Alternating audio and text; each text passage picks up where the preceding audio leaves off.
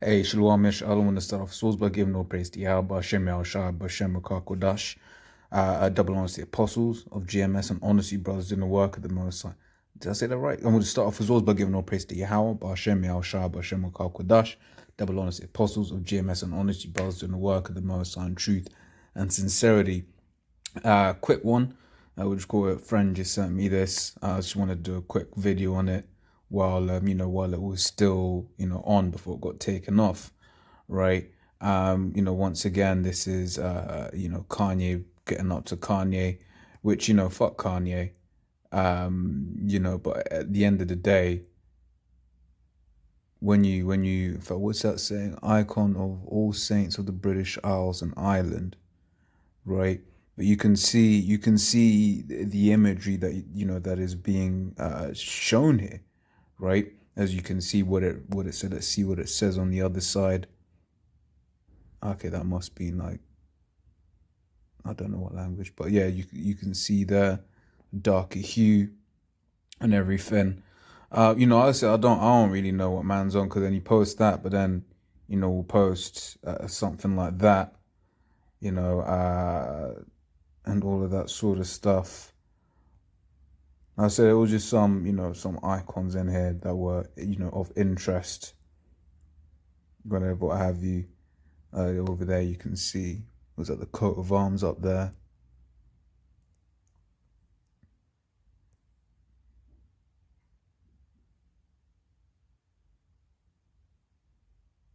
Oh, well, I think is that iconoclasm is showing there. I don't know if that's showing iconoclasm. I'm not too sure about that one. Actually, no, it's a different picture. This one.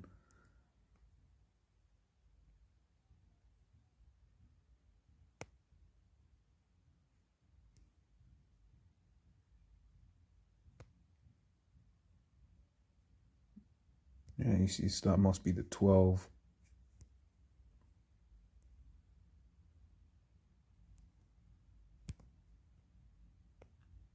You see, which like I said, fuck Kanye, whatever, what have you. But this is pushing a vibration out to the people. People, are able to see this, and the Lord might put the spirit on certain individuals to start looking into certain things, right?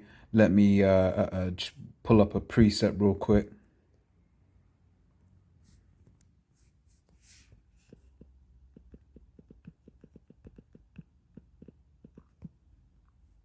This is 2 Corinthians 13:8. For we can do nothing against the truth, but for the truth, right? So there's nothing that Esau might say, oh, I'm gonna put Kanye West out there to throw people off. Okay, cool, but what Esau is forgetting is that the Lord doesn't want all of Israel right now, right? The Lord has an elect, right? So whatever it is that's going on, right? It's a furtherance of the truth. This is John 17:9. It says, I pray for them, I pray not for the world, but for them which thou hast given me, for they are thine. Now the word for world here is cosmos in the Greek, right, which is a particular sect, arrangement, but it's basically referring to Israel. Right, so it's basically saying, I pray for them, I pray not for the world. So what? I pray not for all of Israel. Why? Because right now, only the elect is what Yahushua cares about, right? The 2/3 of Israel, rather the wicked of the children of Israel, they're gonna be destroyed, right? But then they're gonna come back through the, in the reincarnation. When you read Romans, it says ultimately all Israel shall be saved, right? Now let me see if there are any more, decent. Would you put? You see that one there, right?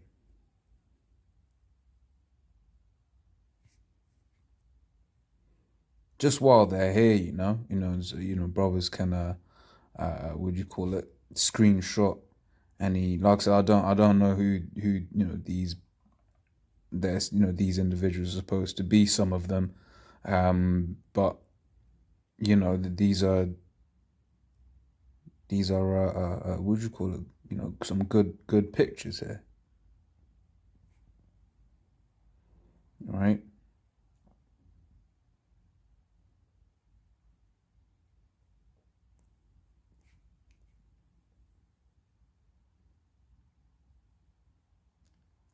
You see that?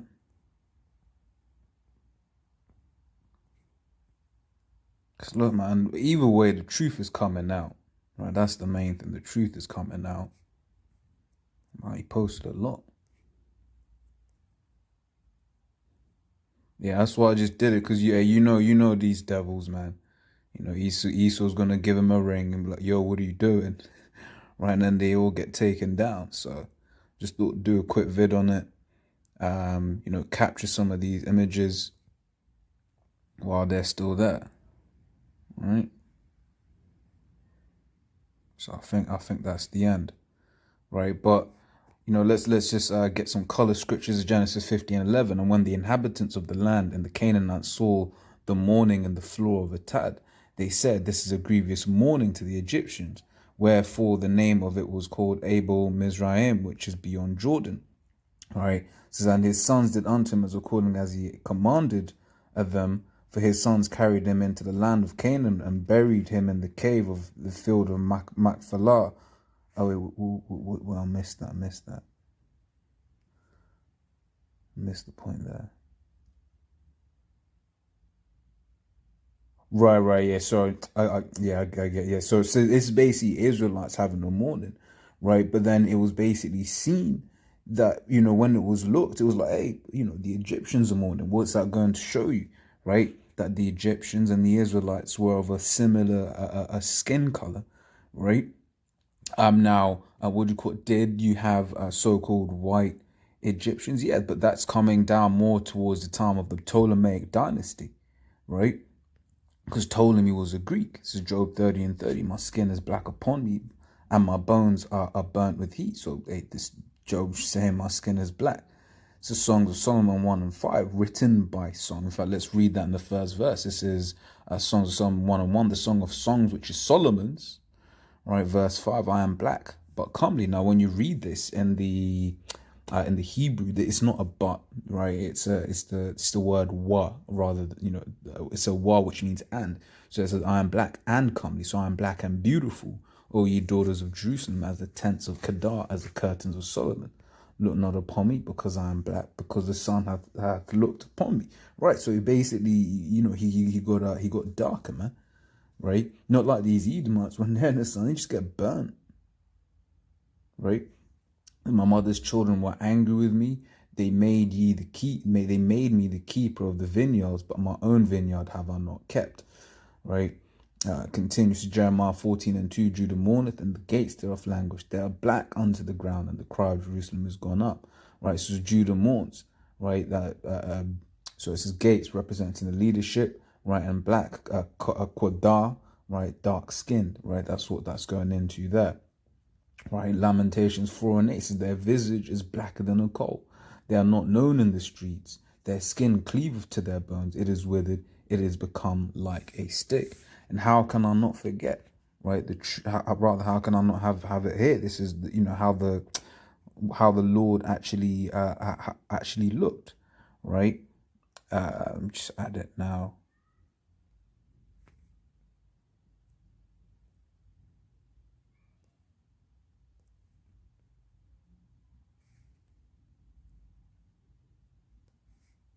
Right? It says Revelation 1:13, and in the midst of the seven candlesticks, one like unto the Son of Man, clothed with a garment down to the foot, and girt about the paps with a golden girdle. His head and his hairs were white like wool, and his as white as snow, and his eyes were as a flame of fire, and his feet like unto fine brass, as if they burned in a furnace, and his voice as the sound of many waters. So let's break this down, right? So in the midst of seven candlesticks represented the seven churches in Asia Minor, one like unto the Son of Man, you know, Yahweh Shai, right, whom the world ignorantly calls Jesus Christ. So clothed with the garment down to the foot. Now, if you ever seen the Israelites out teaching, that's, you know, similar to the garment that, you know, you see us wearing. In fact, there were some examples of said style of garment. You see. Yeah, you know, something down to the foot, right? And continue on, right? It says, and girt about the paps of the golden girdle, right? Because he's a man of war. You read, it was Exodus. Exodus is here somewhere. Exodus. No, it's not even. It's not even added in the precepts. But it's Exodus 15:3, I believe. The Lord is a man of war. Yahweh is his name, right? So the Most High is a man of war, right? And his son is therefore going to be a man of war too, right? It's his head, and his hairs were white like wool, as white as snow, right? So he had white woolly hair, right? Now, who has woolly hair? Right, it says, "And his eyes as a flame of fire." Now, there's pursuing to the prophecy that he shall be his eyes shall be red with wine in Genesis 49. It says, "And his feet like unto fine brass." Boom, that's the point, right? Some metal like gold, if not more precious. Neutral compound G4, an implied meaning of in the implied meaning of whiteness or brilliancy, burnished copper, an alloy of copper or gold, a silver having brilliant luster, a fine brass, right? So he had a what do you call it? Had a brown what's the word I'm looking for? A brown complexion. But then it goes on to say as if they burned in a furnace, right? It says, and his voice as the sound of many waters. So he had a deep voice, right? And he had in his right hand 7 stars, and out of his mouth went a sharp two-edged sword, and his countenance was as the sun shineth in his strength, right? So that is the description of whom the world ignorantly calls Jesus Christ, right? He had white woolly hair, and he had his feet was like which call as the color of brass, right? As if it burned in the furnace. So it was a dark, it was a dark brown color, right? And then what's the one in Daniel's? I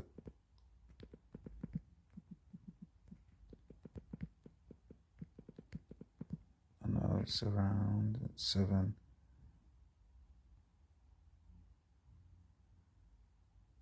Yes, it's right there. This is Daniel 7:9. Now behold, till the thrones were cast down, and the Ancient of Days did sit. Now who's the Ancient of Days? That's Yahweh, right? Whose garment was white as snow, and his head and the hair of his head like the pure wool. Once again, who has a woolly hair, right? The Israelites, right? The so-called Negro has woolly hair, right? And his throne was like the fiery flame, and his wheels as burning fire. Thrones were cast down, so all the kingdoms of the earth until now. Ancient of Days, Yahweh doesn't have a beginning or nor an end.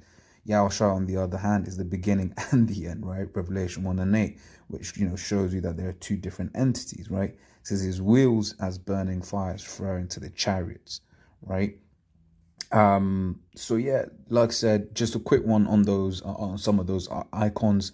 As always, Lord's will, I was edifying. To the next time, Shalom.